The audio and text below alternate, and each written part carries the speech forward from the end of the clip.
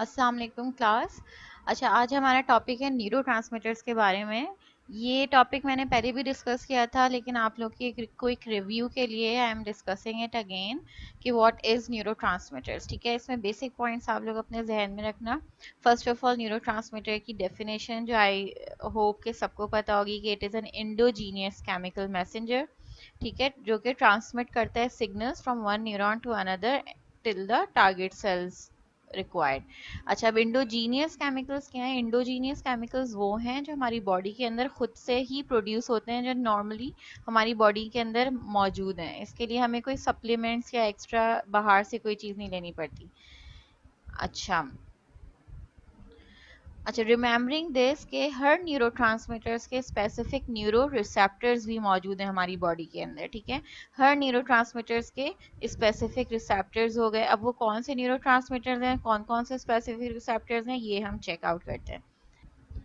On the basis of chemical molecules. ठीक है, molecules की बेसिस पे हमने इसको दो कैटेगरी में डिवाइड किया है, small molecule neurotransmitters and large molecule.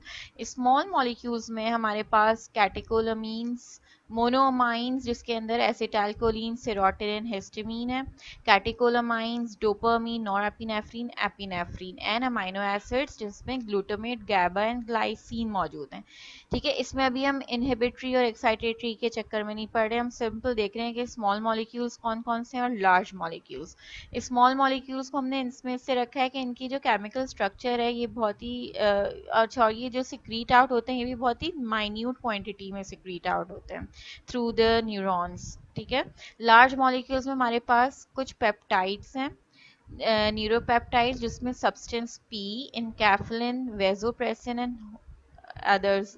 अच्छा, substance P, enkephalin and vasopressin ये ज़्यादातर हमारे पास पेन में सिक्रीट आउट होते हैं। जब बॉडी के अंदर कहीं पे ऐसा स्टिमुलाई हो जो कि पेन प्रोड्यूस करे, तो वहाँ पे सब्सटेंस पी, इनकैप्लिन, एंडोर्फिन्स, वेजोप्रेसिन्स ये सारे रिलीज आउट होते हैं। ठीक है, लेकिन जो सीएनएस डिजीजेज हैं जिनका ताल्लुक स्मॉल मॉलिक्यूल न्यूरोट्रांसमीटर से है, मेन न्यूरोट्रांसमीटर्स जो कि जिनकी एफिशिएंसी और डेफिशिएंसी कोई भी न्यूरोलॉजिकल डिसऑर्डर्स प्रोड्यूस करे, तो वो सारे स्मॉल मॉलिक्यूलर न्यूरोट्रांसमीटर्स के अंदर आ जाते हैं। अच्छा, नंबर वन पे in in monoamines we have acetylcholine and serotonin. ठीक है, एसिटाइल कोलिन के बारे में आपको एक थोड़ा सा ब्रीफ रिव्यू दूँ, ये आप लोग लिख भी लो साथ साथ कि ये आपको बुक्स में भी मिल जाएगा कि दे हैव टू रिसेप्टर्स जहाँ पे ये एसिटाइल कोलिन जाके बाउंड होता है, एक मस्कुरानिक रिसेप्टर, निकोटिनिक रिसेप्टर। ठीक है, मस्कुरानिक रिसेप्टर्स के अंदर M1 M2 ये सारे रिसेप्टर्स मौजूद होते हैं जो कि मसल्स के ऊपर एक्ट करेंगे, स्केलेटल मसल्स के ऊपर एक्ट करेंगे। Acetylcholine again helps in the contraction of the muscles. ठीक है, तुम लोग ने कुछ मूवीज में ऐसा भी होता है कि कुछ इंजेक्शंस होते हैं, मैंने ये देखा है कि इंजेक्शन के अंदर एक केमिकल होता है, वो लगाते हैं और पूरी बॉडी स्टिफ हो जाती है। वो प्योर एसिटाइलकोलिन का इंजेक्शन लगता है जिससे पूरी बॉडी, मतलब ये एक नेगेटिव पॉइंट में यूज होता है, भी हो सकता है। ठीक है, अच्छा, serotonin again it's an excitatory neurotransmitters. Presence of serotonin में जो इसके जितने भी बॉडी के अंदर एक्साइटेशन काम होंगे वो सारे प्रोड्यूस हो रहे होंगे। अच्छा, हर न्यूरोट्रांसमीटर्स का एक्साइटेटरी रोल भी है और इनहिबिटरी रोल भी है। ठीक है, कुछ रिसेप्टर्स ऐसे भी मौजूद हैं जो एक्साइट, जहाँ पे अगर न्यूरोट्रांसमीटर बाउंड करेगा तो वो एक्साइटेशन कॉज करेंगे, और और वही सेम न्यूरोट्रांसमीटर्स अगर अपने इनहिबिटरी रिसेप्टर्स पे बाउंड करेंगे तो वो सारी इनहिबिटरी एक्शन प्रोड्यूस होगा। इसकी वजह क्या है? क्योंकि न्यूरोट्रांसमीटर्स हमारी बॉडी में बैलेंस करके चलते हैं, अगर एक्साइटेशन है तो इनहिबिशन भी लाजमी होगी, या तो वही उसी सेम न्यूरोट्रांसमीटर इनहिबिशन प्रोड्यूस करेगा या फिर उसका कोई अपोजिट ओपोनेंट। जैसे फॉर एग्जांपल सेरोटोनिन का अपोनेंट है डोपामीन।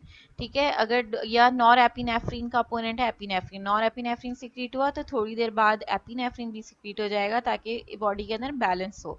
और ये बैलेंस क्यों ज़रूरी है? फॉर एग्जांपल तुम लोग ने देखा है, जैसे अगर आपको कोई एक कोई लतीफ़ा सुनाए, ठीक है, तो उसमें आपको थोड़ी देर के लिए हंसी आएगी, उसके बाद फिर सब कुछ नॉर्मलाइज हो जाएगा। यानी एक महफिल जमी हुई हो, उसमें अगर हंसी की बात है तो आप थोड़ी देर के लिए हंसोगे and then normalize, how it become normalize, ठीक है। आपकी बॉडी में ऐसी क्या केमिकल चीज़ें हो रही हैं कि जो उसको नॉर्मलाइज कर रही हैं?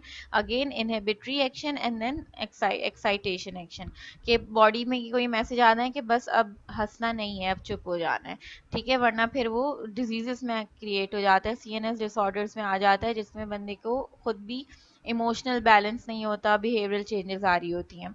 तो अगेन सेरोटोनिन के जो रिसेप्टर्स हैं वो 5HT रिसेप्टर्स हमारी बॉडी के अंदर मौजूद होते हैं, 5HT1 5HT2 से लेके 5HT5 तक, ठीक है। इसमें से 5HT1 and 2 are inhibitory receptors and till 5HT5, ठीक है, ये सारे excitatory receptors हैं, ठीक है। सो serotonin receptor 5HT1 and 5 is inhibitory and serotonin receptor HT2 3 and 4 are excitatory receptors। अगर वो inhibitory receptors पे action produce करेगा तो सारे inhibitory effects आएंगे। फॉर एग्जांपल inhibitory effects में हर चीज़ बॉडी की सारी चीज़ inhibit हो जाती है, स्लो डाउन हो जाती है, ठीक है, सिक्रीशन स्लो डाउन हो जाएगी, रिस्पायरेटरी स्लो डाउन हो जाएगी, अगेन रिस्पॉन्स स्लो डाउन हो जाएगा, और एक्साइटेशन में हर चीज़ इंक्रीज हो जाएगी, ठीक है।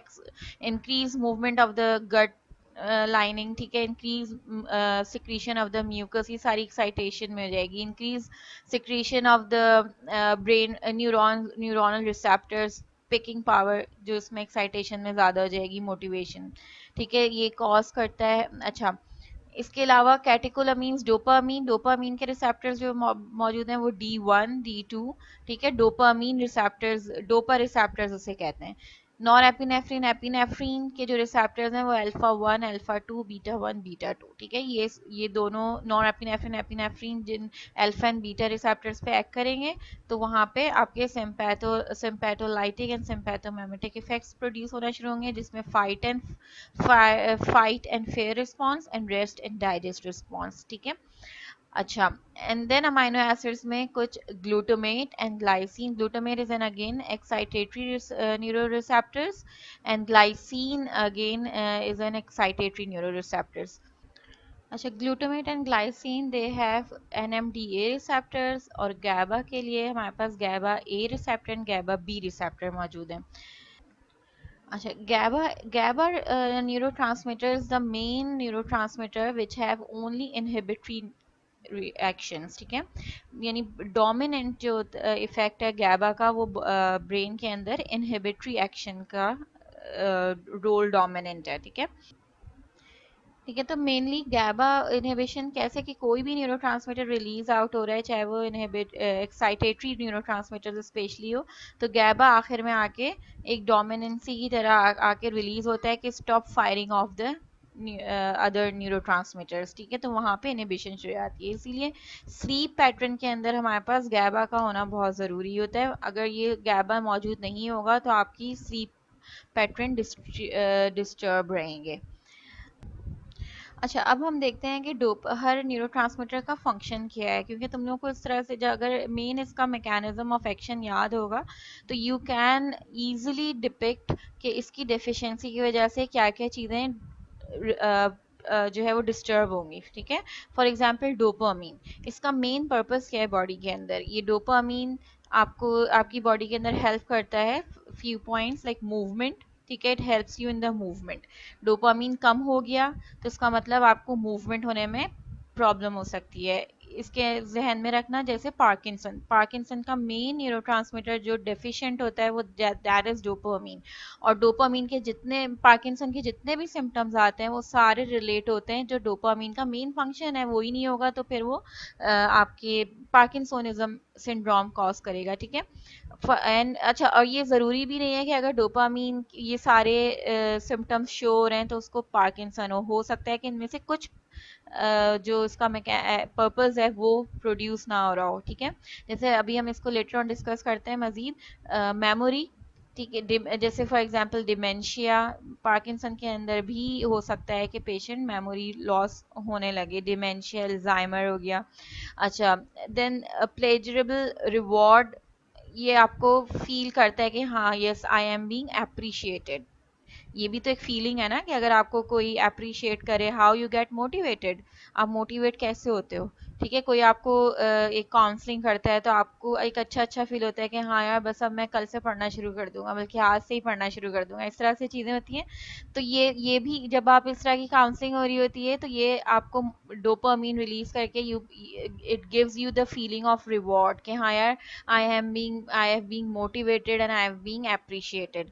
बिहेवियर एंड कॉग्निशन को कंट्रोल करता है। Then attention, attention like for example कि अगर आप ये फीलिंग्स आती हैं कि हाँ यू हैव बीन अटेंडेड, ठीक है, या यू हैव बीन मतलब ये आप की तरफ अटेंशन दी जा रही है, तो आपको किस तरह से बिहेव करना है, नॉर्मलाइज बिहेव करना है। इसकी कमी की वजह से एडीएचडी, आप लोगों ने सुना होगा टेंशन डेफिसिट सिंड्रोम, तो उसमें क्या होता है, उसमें भी ये न्यूरोट्रांसमीटर्स की डिफिशिएंसी, स्लाइट डिफिशिएंसी होना शुरू होती है, जिसकी वजह से ये सिम्टम्स आना शुरू होते हैं, ठीक है। अच्छा, इनहिबिशन ऑफ प्रोलैक्टिन प्रोडक्शन, ये अगेन नर्सिंग की तरफ से स्लीप को ये करता है। मूड एंड लर्निंग सिस्टम्स, अच्छा, mood stabilizing, sleep and learning. So if the dopamine's neurotransmission is altered, then what happens, जिसमें mainly problem आना शुरू होगी, that is cognitive control, ठीक है, आपकी thoughts disturb रहेंगे, attentional control, impulse control, impulse यानी आपकी बॉडी पे, आपको बॉडी के अंदर कोई कंट्रोल नहीं होगा, फॉर एग्जांपल टैकीकार्डिया, बैडीकार्डिया, ठीक है, increase blood pressure, low blood pressure, like that. Working memory disturb होना शुरू होगी, मूड स्टेबलाइजेशन नहीं होगी, मोटिवेशन अगेन जब अभी हमने डिस्कस किया था ये डिस्टर्ब होगी, you feel depress, you feel demotivated, and then sleep will also get disturbed. अच्छा, अब क्वेश्चन है इसके, वे डोपामीन इज फाउंड, ठीक है, ऑब्वियसली अब क्या सब कहेंगे कि ब्रेन में भी, लेकिन कुछ पार्ट मतलब light kidney also produce, indirectly produce dopamine. अगर किडनी के अंदर प्रॉब्लम आना शुरू होंगी तो डोपामीन के लेवल्स भी थोड़े बहुत डिस्टर्ब होंगे, जैसे फॉर एग्जांपल एजिंग के साथ, या फिर किडनी डिस्टर्बेंस, किडनी के पेशेंट्स हो गए क्रॉनिक या एक्यूट, तो यहाँ पे भी क्योंकि किडनी का काम है mainly urine and sodium retention, urine secrete out and sodium retention, तो यहाँ ये डिस्टर्ब होंगे तो डोपामीन लेवल भी डिस्टर्ब होगा। इसीलिए एजिंग के साथ साथ जो है ना, वो एक बॉडी में देखा करो कि मूवमेंट अनकंट्रोल होती है, ठीक है, थोड़ा सा बॉडी कपकपादी भी होती है, हालांकि पेशेंट को पार्किंसन नहीं होता, लेकिन चूंकि वो एजिंग की तरफ आ रहे होते हैं, उनकी हर ऑर्गन जो है वो कॉम्प्रोमाइज हो रहा होता है, तो वहाँ पे भी न्यूरोट्रांसमीटर्स थोड़ा डिस्टर्ब होते हैं, ठीक है, मेमोरी भी बूढ़े लोगों की कम हो जाती है। अच्छा, तो मेन प्रिकर्सर जो है डोपामीन का, लीवोडोपा, एल डोपा, ये हमने पहले डिस्कस किया था कि लीवोडोपा ही कन्वर्ट होता है डोपामीन के अंदर, और फिर वो आपके पास एक्शन प्रोड्यूस करेगा, और levodopa is the only thing which can cross blood brain barrier. तो लीवोडोपा थोड़ा बहुत पेरिफेरल में भी कन्वर्ट हो जाता है, वहाँ पे अपने फंक्शन प्रोड्यूस करेगा, फॉर एग्जांपल वेजोडाइलेशन के अंदर, ठीक है, इनहिबिट करता है नॉर एपिनेफ्रिन रिलीज को। Nor epinephrine again fight and flight responses, ठीक है, किडनी के अंदर ये इंक्रीज करेगा सोडियम और यूरिन एक्सक्रीशन को, सोडियम इतना ही अमाउंट में रिटेन करेगा जितना बॉडी को ज़रूरत है, और पैनक्रियाज के अंदर ये इंसुलिन की प्रोडक्शन को रिड्यूस करेगा, यानी नॉर्मल कंडीशन के अंदर पेशेंट को ये हाइपो नहीं होने देता, हाइपोग्लाइसेमिक नहीं होने देगा, वरना फिर इंसुलिन मुसलसल निकलता रहे, प्रोड्यूस होता रहे, तो फिर वहाँ पे पेशेंट जो है वो हाइपोग्लाइसेमिक हो सकता है, ठीक है। इन चीज़ों को जहन में रखते हुए ना, एक ओल्ड पेशेंट को जहन में रखना कि उनके साथ क्या क्या चीज़ें होती हैं, उनकी भी बॉडी में कोई एक कार्बोहाइड्रेट की प्रोडक्शन कम हो रही होती है, किडनी डिस्टर्ब होते हैं, तो ये सारी चीज़ें डिस्टर्ब होती हैं, ठीक है। अच्छा, digestive system, again it reduce gastrointestinal motility and protect intestinal mucosa. Unnecessary gastrointestinal motility को इंक्रीज होने से ये बचाता है। अच्छा, इसकी एग्जांपल ये देख लो कि कुछ लोगों को जैसे कोई ऐसी खबर सुनी या एग्जाम होने वाले हैं, मेरे पेट में क्रैम्प्स हो रहा है, ठीक है, ऐसे करते हैं ना कि कोई भी ऐसी कोई इंफॉर्मेशन रिजल्ट आना आने वाला होता है तो पेट में कुछ लोगों के दर्द शुरू हो जाता है, ठीक है, क्रैम्प्स होना शुरू हो जाते हैं, तो वो भी रिलेटेड है with your neurotransmitters and that is dopamine. Dopamine secrete out हो रहा है, इसीलिए आपकी गैस्ट्रोइंटेस्टाइनल की मोटिलिटी इंक्रीज हो रही है, और जिसकी वजह से वहाँ पे क्रैम्प्स होना शुरू हो रहे हैं, म्यूकोजा डिस्टर्ब हो रहा है तो अल्सरेशन शुरू हो रहा है। तो इसलिए स्ट्रेस इंड्यूस अल्सरेशन भी होता है, स्ट्रेस इंड्यूस ये इंटेस्टाइनल क्रैम्प्स भी होते हैं, ठीक है। तो ये सारे रिलेट होते हैं कहीं ना कहीं से आपके न्यूरोट्रांसमीटर से। In the immune system it reduces lymphocyte activity, ठीक है। इन लिम्फोसाइट एक्टिविटी यानी जो स्पेशली ऑटो इम्यून डिजीजेज हैं, ठीक है, उसके अंदर ये डोपामिनर्जिक सिस्टम अगर डिस्टर्ब हो जाए तो ये वहाँ पे एक्शन प्रोड्यूस करेगा अपना फाइन। अच्छा, अच्छा, ऑटो इम्यून डिजीजेस के अंदर डोपामीन के क्या एक्शन शो होते हैं कि अगर डोपामीन डिक्रीज हो जाता है तो ये लिम्फोसाइट एक्टिविटी को इंक्रीज कर देगा, ठीक है, जिसके अंदर ऑटो इम्यून डिजीजेस के के पैदा होने के खदशात मौजूद होते हैं, क्योंकि हमें इतना ज़्यादा भी लिम्फोसाइट एक्टिविटी को इंक्रीज नहीं करना कि वो अपने बॉडी के सेल को ही जो है वो डिस्ट्रॉय करना शुरू कर दे, ठीक है। तो डोपामीन अगेन, अगर if there is any auto immune diseases exist तो उसमें भी न्यूरोट्रांसमीटर्स का अमल दखल है, that is dopamine, dopaminergic system get disturb, ठीक है। अच्छा, खवातीन के अंदर जो ज़्यादा स्ट्रेस लेती हैं उनके अंदर आप देखना कि उनके अंदर आर्थराइटिस की शिकायत, मतलब it's one of the reason, not all the reason, ठीक है। आर्थराइटिस इंक्रीज होता है जब उनको टेंशन प्रोड्यूस होती है कि हाँ मेरे पैरों में दर्द है, मेरे घुटने में दर्द है, तो वो उसका रिलेशन यहाँ से भी शुरू होता है कि arthritis is also kind of auto immune diseases. Okay, if what symptoms occurs when there is excess or insufficiency, ठीक है, अगर ज़्यादा डोपामीन हो जाएगा, इंक्रीज अमाउंट में हो जाएगा तो अननेसेसरी मूवमेंट होने लगेंगी, रिपीटेटिव टिक्स होने लगेंगी, अचानक से जो पेशेंट को एक झटका सा आता है, ठीक है, साइकोसिस, अच्छा, नॉजियाटिक फीलिंग ज़्यादा होने लगेगी, anti psychotic drugs are dopamine antagonist जो है, अच्छा, डोपामिन एंटेगनिस्ट ज़्यादातर शीज़ोफ्रीनिया में दिए जा रहे होते हैं, ठीक है, तो उसमें फिर हमें एंटी साइकोटिक ड्रग्स देने पड़ेंगे पेशेंट को ताकि एक्सेसिव डोपामिन जो है वो कुछ हद तक रिड्यूस हो सके। अच्छा, इसमें ज़्यादातर हमारे पास एंटी नॉजियाटिक एजेंट्स भी होते हैं जो कि डोपामिन एंटागनिस्ट प्रोड्यूस करते हैं, जैसे मीटोक्लोप्रोमाइड, ठीक है, ये ड्रग ज़्यादातर दी जा रही होती है, जिसका जेनरिक नेम जो है वो डो दैट इज़ मोटिलियम। मोटिलियम बहुत ही कॉमनली आपने सुना होगा, एंटी नॉजियाटिक है, ठीक है, तो वो भी डोपामिन एंटागनिस्ट के तौर पे एक्ट करती है। अच्छा, and these are the list of symptoms which occurs when there is deficiency, ठीक है। डोपामीन कम होगा तो आपके अंदर क्या क्या प्रॉब्लम आना शुरू होगी, blunting of effect, loss of motivation, pain, Parkinson disease, restless leg syndrome जिसमें मुसलसल पैर हिलते रहते हैं, एडीएचडी, ठीक है, न्यूरल, और फिर अदर रिजिडिटी आ जाती है स्केलेटल मसल्स में। अच्छा, और एज रिलेटेड चेंजेस आते हैं जिसमें cognitive change and flexibility of the muscles. अच्छा, okay, now from where you can get dopamine, mainly जो आपके हीटिंग ईटिंग डाइट्स, ठीक है, ईटिंग हैबिट्स है, अच्छा, वो हाई इन मैग्नीशियम होना चाहिए, और टायरोसिन। टायरोसिन क्यों? Tyrosine is a precursor of levodopa and levodopa again is a precursor of dopamine, ठीक है। तो मैग्नीशियम और टायरोसिन अगर आपके डाइट में मौजूद है तो वहाँ पे डोपामीन की कमी नहीं हो सकती। और कौन कौन से फूड हैं जो कि आपके काफ़ी अच्छा डोपामीन को रख सकते हैं, these are the list of foods, ठीक है। अच्छा, ये तुम लोग ने यहाँ पे सुना होगा, एप्पल का मैंने बता दिया था कि ईट Apple a day keeps you doctor away, again how, because it regulates the dopamine neurotransmitters.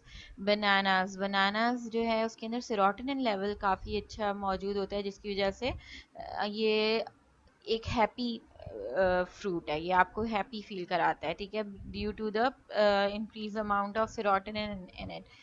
अच्छा अच्छा, ये सारे न्यूरोट्रांसमीटर ऐसा नहीं है कि एज इट इज इसके अंदर मौजूद होते हैं, ये अगेन हमें मैग्नीशियम और टायरोसिन देते हैं, जिसकी वजह से वो कन्वर्ट होते हैं और फिर डोपामीन हमें रिलीज होता है। चॉकलेट के बारे में आप लोगों ने सुना होगा कि एग्जाम होने से पहले या टेंशन से पहले कि कोई भी ऐसा ही स्ट्रेस इंड्यूस चीज हो तो आप उसमें चॉकलेट खा लो, it gives you relaxation feeling. How now you can correlated इसका मैकेनिज्म निकाल सकते हो, ठीक है। अगर एग्जाम में इस तरह का कोई क्वेश्चन पूछा जाए कि how Apple gives you a feeling of strong feeling कैसे देता है, या मसल स्ट्रॉन्ग कैसे करता है, या चॉकलेट स्ट्रेस रिड्यूस कैसे करेगा, तो उसके पीछे की कहानी लिख सकोगे, मैकेनिज्म्स, ठीक है, कि how you can correlate with the neurotransmitters. And again then vegetables green, अच्छा ओटमील, जो ये दलिया जिसे कहते हैं, ठीक है, टर्मेरिक, wheat grams, ये सारे these all are the precursor of dopamine neurotransmitters, they have precursor of these dopamine neurotransmitters। अच्छा अच्छा, इस स्लाइड में हम मेडिकेशन जो डिस्कस कर रहे हैं वो अगेन किसी डिजीज पर्टिकुलर नहीं कर रहे, ओवरऑल कि अगर डोपामीन की कमी हो गई तो आप उसको किस तरह से, या ज़्यादा हो गया तो आप उसको किस तरह से डील कर सकते हैं, कौन कौन से हम मेडिकेशन हमारे पास अवेलेबल हैं। अच्छा, ये जहन में रखना है कि dopamine can not cross blood brain barrier, ठीक है, इसके लिए हमें लीवोडोपा चाहिए, और लीवोडोपा के साथ कार्बिडोपा अगर हम कॉम्बिनेशन में यूज़ करते हैं तो it can easily converted into dopamine and it can easily cross the blood brain barrier, ठीक है। देन हमारे पास मैरापेक्स की मेडिकेशंस हैं जो कि पार्किंसन एंड रेस्टलेस लेग्स में यूज होता है, बसपिरॉन, ठीक है, buspirone and levodopa plus carbidopa are the drug of choice, mostly use होता है dopamine as a dopamine agonist, ठीक है, एगोनिस्ट अगेन जो कि डोपामीन के काम को इंक्रीज कर दे। अच्छा अच्छा, विद रिस्पेक्ट टू एज अगर हम डोपामीन को देखें तो ओनली 10% 10% लेवल डिक्लाइन होता है with the passage of time age के अंदर, ठीक है। जैसे पेशेंट अगर 70 प्लस एज का है तो फिर वहाँ पे जाके कॉग्निटिव डिसऑर्डर्स और मोटर परफॉर्मेंस में इफेक्ट होता है। वो भी डिपेंड करता है कि जितनी अच्छी डाइट होगी, जैसे इसलिए कहते हैं ना कि पुराने वक्तों का खाया हुआ जो है, या फिर लोगों की पहले बहुत अच्छी सेहत के होते थे क्योंकि वो लोग अच्छा खाना खाते थे। तो हाउ यही वजह है कि आप किस तरह से अच्छे खाने को रिलेट करते हैं आपकी सेहतमंद ज़िंदगी के साथ, ठीक है। और डोपामीन के लेवल्स जो हैं also they are proportion with the level of estrogens, ठीक है, ये मैं आगे थोड़ा डिस्कस करूंगी। एक ऐसी एक इंफॉर्मेटिव पॉइंट है कि ईस्ट्रोजन लेवल्स अगर कम होगा तो डोपामीन का लेवल भी डिस्टर्ब, डोपामीन डिस्टर्ब होगा, ईस्ट्रोजन लेवल अच्छा होगा तो डोपामीन भी लेवल्स मेंटेन रहेंगे, तो इसीलिए पार्किंसन खवातीन के अंदर कम पाया जाता है बिनस्बत मर्दों के। तो यही एक वजह है कि मेनली क्यों कि जब हम इसको कोरिलेट करते हैं तो this reason comes out first. Next important neurotransmitter जो हमारी बॉडी के अंदर इनहिबिटरी एक्शन प्रोड्यूस करता है, दैट इज नॉरएपिनेफ्रिन। इसका main function fight and flight excitatory neurotransmitter है, ये इम्प्लिकेट होता है इन मोटिवेशन में, ठीक है, मेनली।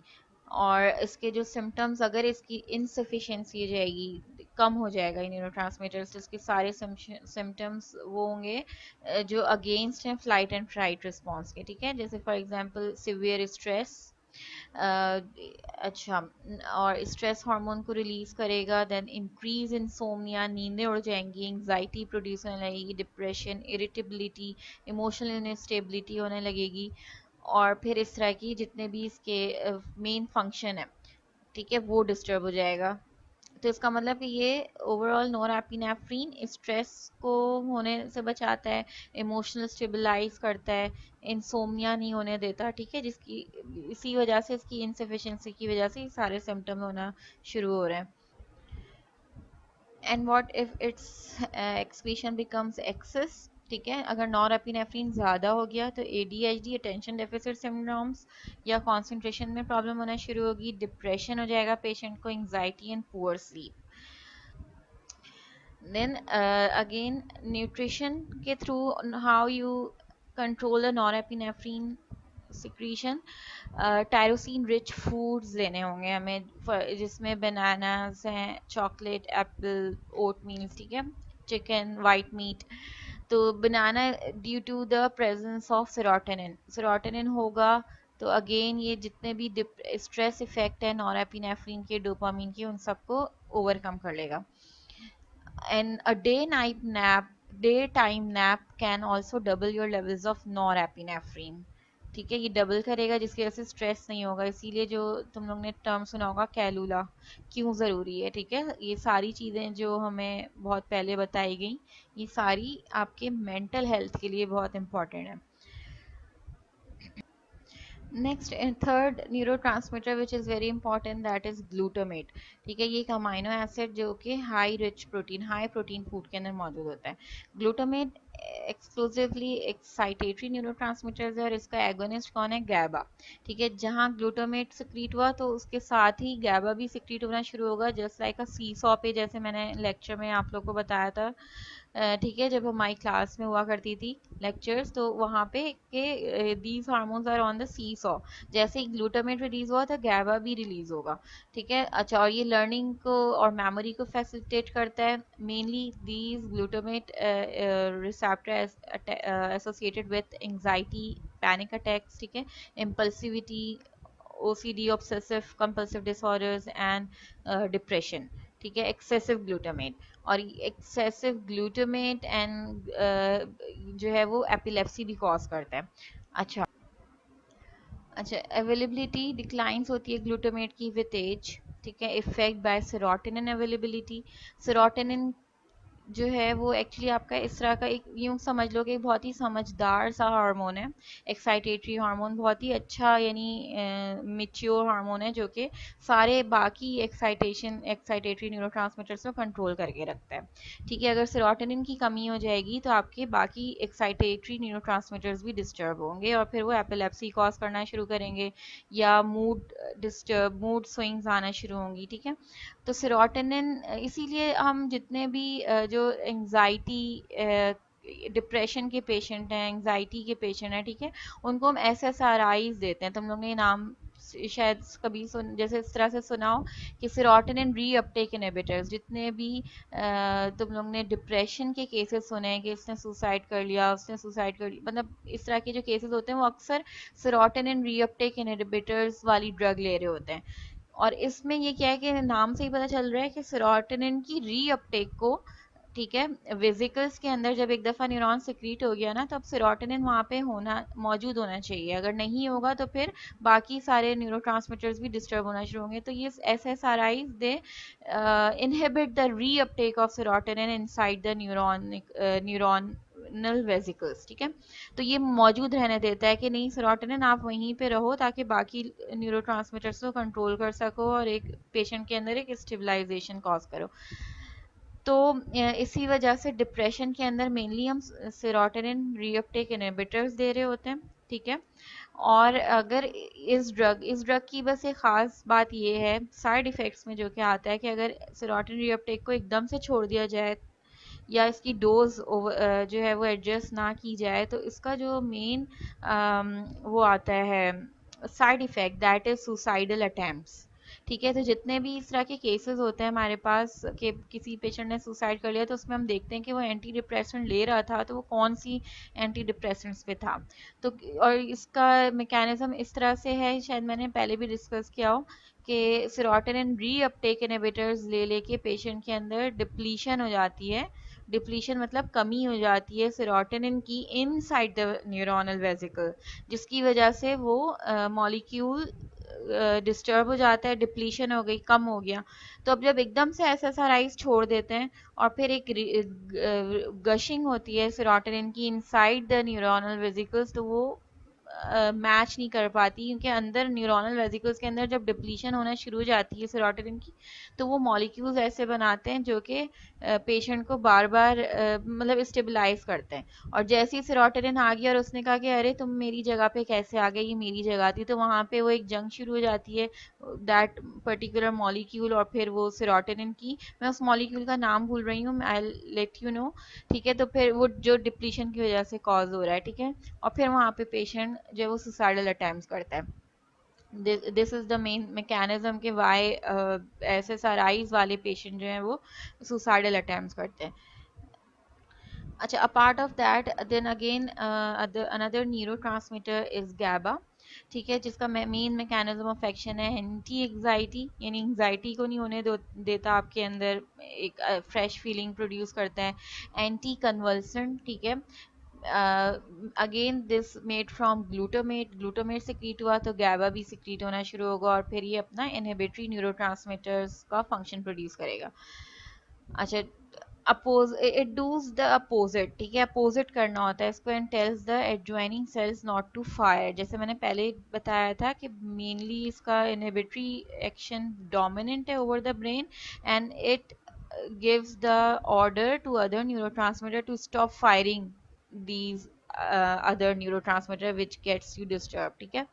अच्छा, और ये कहाँ पाया जाता है? 40% साइनेप्सिस के अंदर। ब्रेन वर्क जो है वो गैबा के साथ हो रहा होता है, इसीलिए मेनली जो ब्रेन के अंदर गैबा रिसेप्टर सबसे ज़्यादा मौजूद होते हैं। यही रीज़न है कि क्यों हमारी पास जो नींद वाली दवाइयाँ हैं, ठीक है, वो किस तरह से एक्ट करती हैं, क्योंकि वो जाके जो स्लीप कॉज करती हैं वो जाके गैबा रिसेप्टर पे ही एक्शन प्रोड्यूस करती हैं।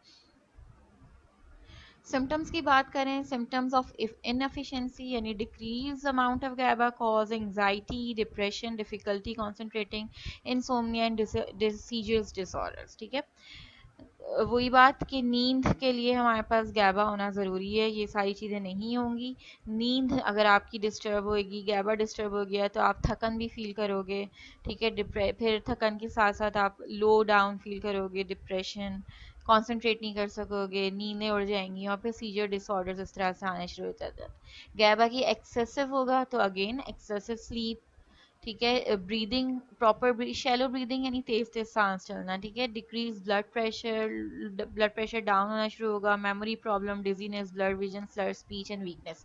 अच्छा, इसको इन सारे सिम्टम्स को याद रखने का तरीका ये है कि इसको याद रखना एक्सेसिव स्लीपीनेस से, ठीक है। अगर गैबा की प्रोडक्शन ज़्यादा हो गई तो जो नींद है बिल्कुल उड़ जाएंगी, और जब ऐसा पेशेंट के साथ होता है कि उसे अंदर से नींद आ रही होती है लेकिन वो सो नहीं पा रहा होता है, इसलिए जब थकन ज़्यादा जाती है, ठीक है, तो फिर आपकी यही सारे सिम्टम आना शुरू हो जाते हैं।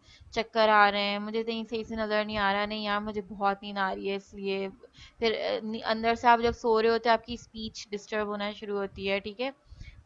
तो ये सारे सिम्टम्स इस तरह से याद रखे जा सकते हैं, क्योंकि कुछ कहीं ना कहीं सारी चीज़ें हर किसी के साथ हो ही जाती हैं, ठीक है, according to the events and situations.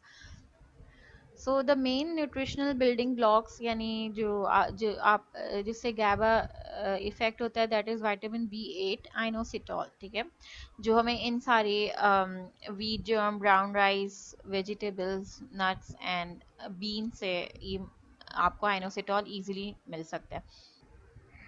अच्छा, तो कुछ मेडिकेशंस ड्रग्स जो कि गैबा की अमाउंट को अवेलेबल करेंगी इनसाइड योर ब्रेन, ठीक है, आपको ये मेक श्योर करेगी कि हाँ गैबा की कमी नहीं होने दे रही। तो उनमें बहुत बड़ी कैटेगरी आती है एंटी एंजाइटी ड्रग्स की, ठीक है। एंटी कन्वल्सिव इफेक्ट तो वो होगी जो स्पेशली एपिलेप्सी के अंदर पेशेंट ले रहा है, ठीक है, जो गैबा पे एक्ट करेंगी ताकि उसके अंदर कन्वल्सिव सिम्टम्स ना आए। लेकिन एंटी एंजाइटी यानी जो आप थकन के टाइम पे ले रहे होते हो कि हाँ यार रिलैक्सिंग हो गई, बॉडी रिलैक्स हो गया या नींद आना शुरू हो जाएगी, वो बहुत बड़ी हम जो नेक्स्ट ओपियोइड्स डिस्कस करेंगे वो इन्हीं में से ही आएंगी, ठीक है। अच्छा, गैबापेंटीन एक बहुत ही कॉमन अब जो न्यू ड्रग आई है वो that is very common to use in epilepsy और न्यूरोटिक पेन के अंदर, और ये गैबा एनालॉग है। गैबापेंटीन कन्वर्ट हो जाता है बॉडी के अंदर गैबा के अंदर और फिर वो एक एज exactly एक्ट करता है as a GABA neurotransmitters. Then we have benzodiazepine and barbiturate class of drug. Benzodiazepine barbiturate ये वो क्लास ड्रग्स हैं जिसमें जैनेक्स है, वेलियम है, ये सब नाम कुछ लोगों ने सुना होगा, जो पेन किलर्स के तौर पे यूज होती हैं, ठीक है, या फिर एडिक्शन में जो यूज होती हैं. अल्कोहल, बारबिचुरेट्स के अंदर सारे अल्कोहल्स आपके पास आ जाते हैं, ठीक है. अच्छा, बैक्लोफेन मसल रिलैक्सन के लिए बहुत ज़्यादा यूज़ की जाती है. क्लोनेपिन. अच्छा, ये सारी एंटी एंजाइटी यानी पेन रिडक्शन के अंदर आपके पास जितनी भी यूज़ होंगी ड्रग्स, इसका मतलब वो सारी गैबा को पॉइंट आउट कर रही हैं, तभी आपके फील हो रहा है एंटी एंजाइटी इफेक्ट फील हो रहा है, तभी आप लो डिप्रेशन, ठीक है, डिप्रेशन से निकल रहे हो, स्ट्रेस रिलीज हो रहे हो, मसल्स रिलैक्स सेंट हो रहा है. लेकिन इनका ये मसला होता है, इसीलिए इन ड्रग्स का ये प्रॉब्लम है, बेंजोडाइजेपिन का, बारबिचुरेट्स का, एंटी एंजाइटी का, या जो तुम लोग कहते हो ना कि नींद वाली दवाइयों की आदत हो जाती है, वो इसीलिए क्योंकि ये डिस्टर्ब करते हैं न्यूरो को. इसकी पेशेंट को एडिक्शन हो जाती है. एडिक्शन जिन जिन चीज़ों की हो जाती है, जिन जिन चीज़ों की होती है, इसका मतलब कि ये इसकी डोज हमें टाइम के साथ बढ़ाते रहना पड़ेगी, क्योंकि बॉडी के अंदर अगेन फीडबैक मैकेनिज्म होता है, टॉलरेंस होता है, तो जिसकी वजह से वो दवाई एक स्पेसिफिक डोज पे एक्ट करना छोड़ देती है. फिर हमें कुछ अर्से बाद उसकी डोज बढ़ानी पड़ेगी, और इस तरह आहिस्ता आहिस्ता पेशेंट एडिक्शन के पास चला जाएगा. एडिक्शन की तरफ चला गया तो फिर वो ओवरडोजिंग की तरफ जाएगा. ओवरडोजिंग की तरफ जाएगा तो ओवरडोजिंग के साइड इफेक्ट्स आना शुरू होंगे, जिसमें ultimately that becomes lethal for any patient, ठीक है. जिसमें तुम लोग ने सुना होगा ना कि ओवरडोज की वजह से पेशेंट, जैसे माइकल जैक्सन का केस, ये मैंने अब तक की जो मेरी नॉलेज है वो ये कि overdose of the anti depressant drugs तो की वजह से वो मारा गया. तो ये रीजंस होते हैं. अच्छा, देन इसी से बचने के लिए हमने अदर क्लास ऑफ ड्रग्स बनाई, एनसिड्स, जिसमें वो पेन किलर्स आ जाते हैं जिसकी कोई एडिक्शन नहीं होती. पैरासिटामोल, ठीक है, मेफेनामिक एसिड, एस्प्रिन, जिसमें एडिक्शन नहीं है, वो इन्हीं से एक्सक्रीट आउट हुए हैं. अच्छा, इसको हम फर्दर अगेन हम we will discuss it later. First we will इसको हम थोड़ा सा पॉइंट आउट करते हैं कि what GABAs medication there, how much effect the GABA production. अच्छा, नेक्स्ट मेन न्यूरोट्रांसमीटर सेरोटोनिन, ठीक है. अगेन इसका जो मेन फंक्शन है और एक्शन पर्पस, मूड पैटर्न को रेगुलेट करेगा, sleep pattern, appetite and pain.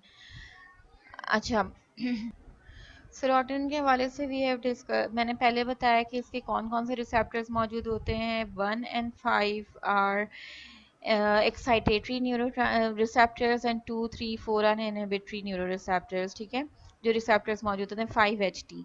अच्छा, और इसके अगेंस्ट एक्सेसिव हो जाए तो वो सेरोटोनिन सिंड्रोम कॉज करता है. सेरोटोनिन सिंड्रोम में ये सारे सिम्टम्स हों तो ही सेरोटोनिन सिंड्रोम होगा, अदरवाइज अगर एक दो हों तो हम ये नहीं कह सकते कि इसका सेरोटोनिन लेवल डिस्टर्ब है, क्योंकि किसी भी CNS के पेशेंट को हम ओवरऑल उसके बिहेवियरल पैटर्न्स को देखते हैं. हम ये ऐसा नहीं है कि अगर उसको सीजर्स आ रहे हैं तो ही मतलब सीजर से चलो एक पर्टिकुलर हो गया, ये नहीं कह सकते कि उसको नॉर्मल डायरिया हो रहा है तो उसको सेरोटोनिन डिस्टर्ब हो जाए, क्योंकि हमें ऐसी मेडिकेशन बिल्कुल लास्ट ऑप्शन में रखनी होती है जब तक हमें 100% कंफर्म ना हो जाए कि ये पेशेंट एक CNS डिसऑर्डर का शिकार है, ठीक है. हमें न्यूरोट्रांसमीटर्स को, हार्मोन्स को, एंजाइम्स को नहीं छेड़ना होता थ्रू मेडिसिन. हम जो है वो उसके सिम्टोमेटिक ट्रीटमेंट कर रहे होते हैं अनटिल अनलेस वो उसके जितने भी सिम्टम्स हैं वो बहुत लंबे अरसे तक प्रिवेल करें, या फिर बहुत सारे कंबाइन सिम्टम्स आके सिंड्रोम शो करें, ठीक है.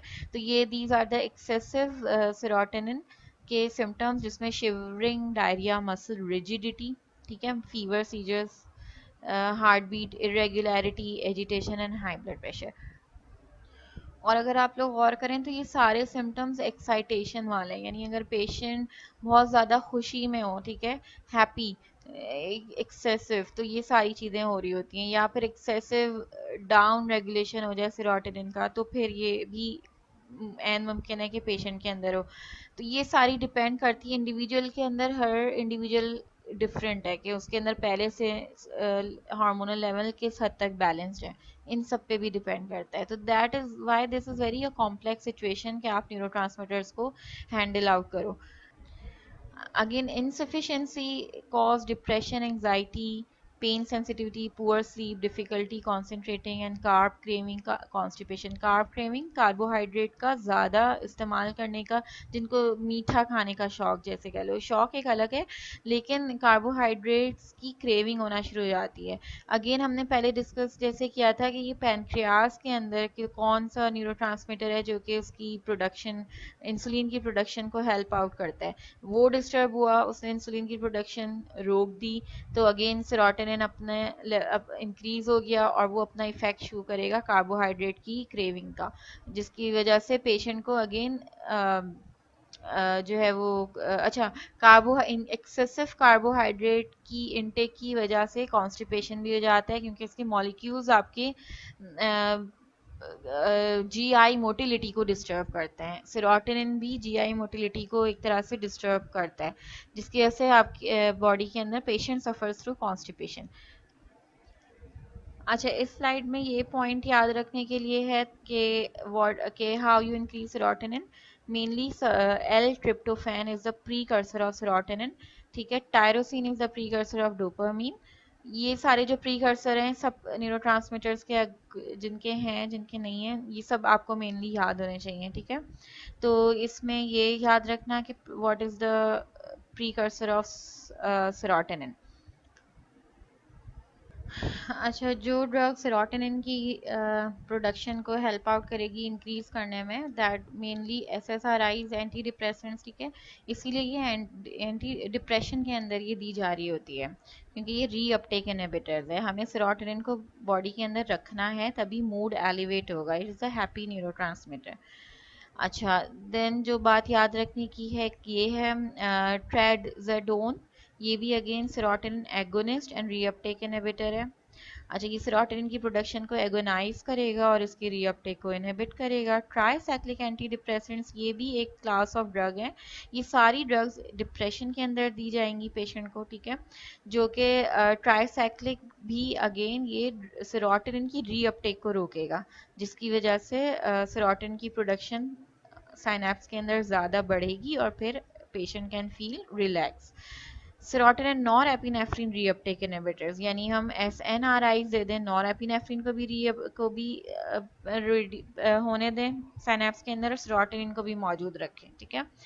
और कुछ एंटी डिप्रेसेंट जिसमें डोलेक्सीटाइन, ठीक है, वैनलाफेक्जीन, ये अभी रहने दो, इसको इसको नहीं याद, मतलब इतना पॉइंट आउट करने की। अच्छा, बुप्रोपियोन। बुप्रोपियोन एक एंटी डिप्रेसेंट ऐसा है जो कि ड्रग ऑफ चॉइस है टोबैको एडिक्शन मेडिकेशन के अंदर।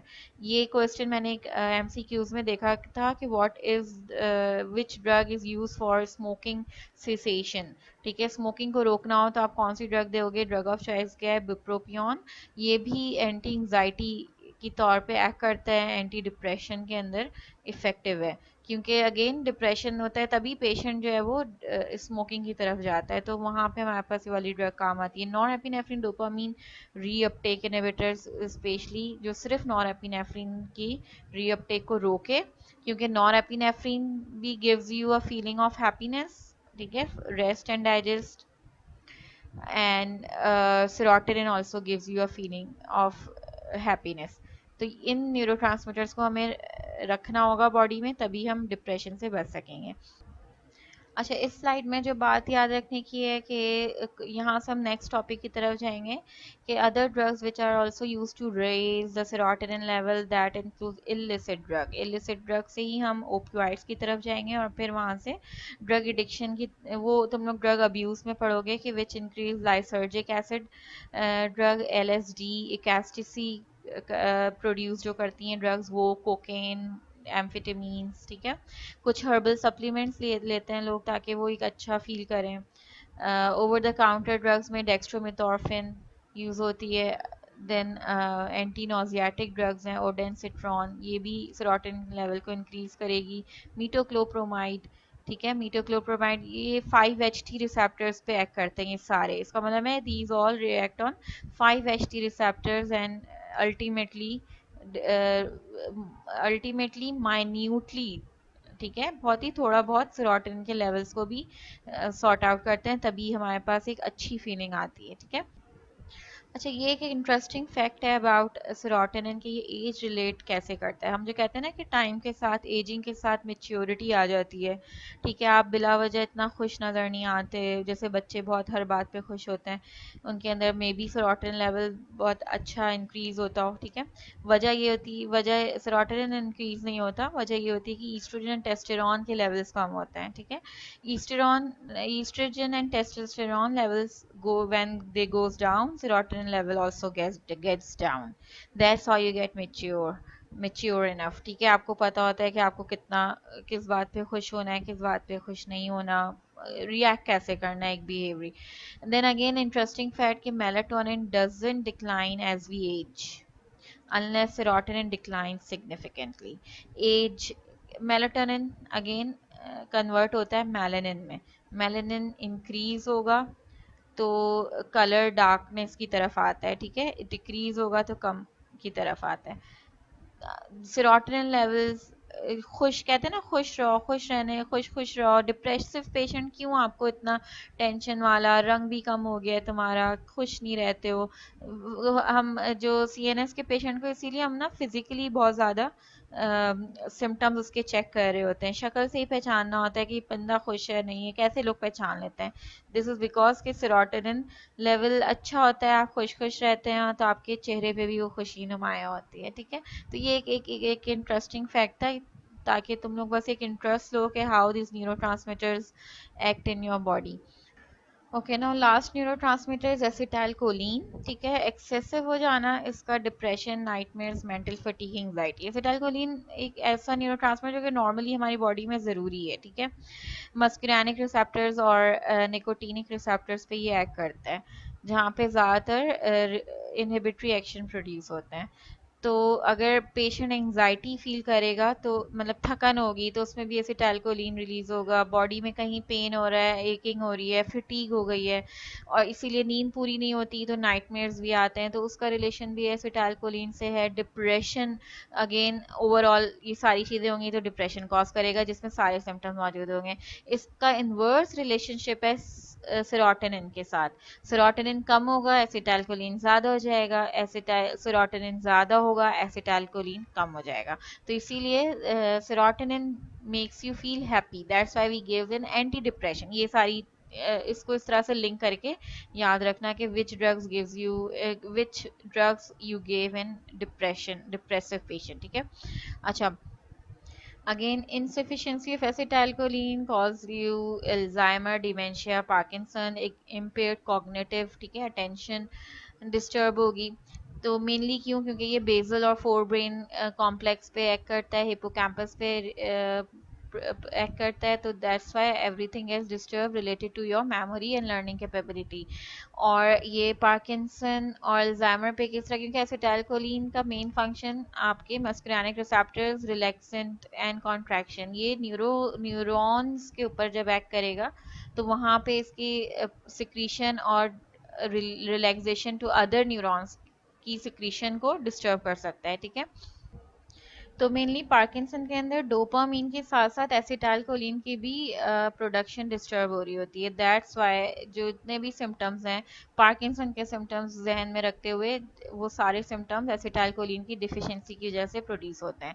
ठीक है, तो मेनली जो हम ड्रग देते हैं, इसका मतलब कि मेडिकेशंस जो कि एसिटाइलकोलिन को भी इफेक्ट करेगी वो भी हम पार्किंसन पेशेंट के अंदर दे सकते हैं। ठीक है, अब जैसे मस्कुलर स्पैज्म होता है, tardive dyskinesia and drug induce parkinsonism, उसके अंदर हम ये सारी सिम्टोमेटिक ट्रीटमेंट के लिए एसिटाइलकोलिन की ड्रग्स दे सकते हैं, जिसमें आपके पास कॉलिनर्जिक्स आती हैं। ठीक है, एंटी कॉलिनर्जिक्स सारी आएंगी जो स्पेशली निकोटीनिक और मस्कुरानिक रिसेप्टर्स पे एक्ट करेंगी, और ये मसल वीकनेस को कंट्रोल करता है, glaucoma and bladder control, mainly cholinergic which increase the production of acetylcholine. An anticholinergic decrease the production of acetylcholine by reacting on nicotinic and muscarinic receptors, और ये आपके एक्स्ट्रा pyramidal symptoms को treat करेगा इन schizophrenia, muscular spasm, especially in tardive dyskinesia, और parkinsonism के symptoms को treat करेगा। अच्छा, so these are the list of some anticholinergic drugs. ठीक है, atropine, जिसकी जो आप लोगों ने परफॉर्मेंस भी की हो, जो हम रैबिट के अंदर डेट्रोपिन डालते हैं तो उसके अंदर कॉन्स्ट्रिक्शन ऑफ द पीपल हो जाती है, ठीक है। एट्रोपिन मेनली कंस्ट्रिक्ट क्योंकि it produce the acetylcholine. Benztropine, then आपके पास डाइफेनहाइड्रमीन है, हाइड्रोक्साइन है, बुप्रोपियोन है, डेक्स्ट्रोमेथॉर्फिन है। ये सारी, डेक्स्ट्रोमेथॉर्फिन इज अ कफ सप्रेसेंट, तो ये एसिटाइलकोलिन यानी relaxation of the muscles, again serotonin को भी इफेक्ट कर रहा है, ठीक है। इंक्रीज कर रहा है सेरोटोनिन को, एंजाइटी को कम कर रहा है, एंटी डिप्रेशन को कम कर रहा है, डिप्रेशन को कम कर रहा है। बुप्रोपियोन जो हम टोबैको सुजेशन में दे रहे हैं। तो ये सारी ड्रग्स आपस में कोरिलेट होती हैं, जो भी आपके सीएनएस पे एक्ट करेंगी, they all correlate with all the neurotransmitters, ठीक है। सो एक लास्ट समरी, जो इतने भी हमने न्यूरोट्रांसमीटर मेनली से ये 6 न्यूरोट्रांसमीटर जो कि आपके बहुत ओवरऑल बॉडी के अंदर ब्रेन में एक्शन प्रोड्यूस करते हैं, तो ये इन्वॉल्व हैं इन योर मेंटल हेल्थ, ठीक है। मेंटल हेल्थ डिसऑर्डर्स में ये सारे न्यूरोट्रांसमीटर्स इन्वॉल्व हैं। इसकी एडिक्शन भी हो सकती है और इसकी इंक्रीज भी ज़रूरी नहीं कि हर दफ़ा ये इंक्रीज हो, कभी ये डिक्रीज भी हो जाते हैं और फिर कॉज करते हैं कोई भी डिसऑर्डर्स, ठीक है। और ह्यूमन ब्रेन का काम यही है कि वो किस तरह से बैलेंस मेंटेन करते हैं, और इसका मेन बैलेंस जो आप मेंटेन कर सकते हैं वो थ्रू डाइट। अदरवाइज अगर डाइट से भी काम नहीं, मतलब नहीं हो सकता, कोई ऐसी बीमारी आ गई, तो फिर आप उनको मेडिकेशंस के थ्रू सॉल्व आउट करोगे। That's it for neurotransmitters. Further we will discuss later कि हम एग्जाम पॉइंट ऑफ व्यू से आप लोग किस तरह से इसको कर सकते हो। बेसिक इंफॉर्मेशन अपने जहन में रखना, points with respect to its mechanism action mechanism of action, ठीक है। डिफिशिएंसी, एफिशिएंसी, कौन कौन से रिसेप्टर्स मौजूद हैं न्यूरोट्रांसमीटर्स के, ये सारे पॉइंट्स जो कि आपके एक नोट के तौर पे, पॉइंट्स के तौर पे आपसे पूछे जा सकते हैं, एमसीक्यूज में पूछे जा सकते हैं, ठीक है। Okay, thank you class.